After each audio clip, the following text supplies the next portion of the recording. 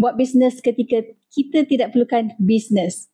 Apabila tiba waktu kita tidak dapat lagi bekerja atas pelbagai sebab, bisnes yang kita dah bina insya-Allah boleh menyelesaikan masalah kita. Waktu kita kehilangan kerja atau suami kehilangan kerja, nak mulakan kerja baru adalah lebih sukar. Bisnes public gold adalah passive income, tidak seperti gaji iaitu active income. Okey, ini antara testimoni penyimpan emas yang telah menjadikan bisnes public gold sebagai passive income. Menjadi seorang dealer emas, tuan-puan perlu ada passion. Sebab apa? Tuan mentor, Tuan Muhammad Zulkifli Syafiee pernah berpesan bahawa kita berada dalam bisnes yang betul. Bisnes yang bantu selesaikan masalah ramai orang. Ini bertepatan dengan apa yang disarankan di dalam buku Robert T. Kiyosaki, The Business School for People Who Like Helping People. Jadi, sebagai dealer, ia adalah satu amanah untuk bantu orang.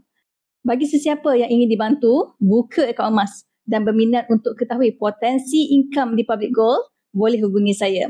Anda boleh rujuk pin video saya di profil untuk mendaftar dan boleh berhubung dengan saya.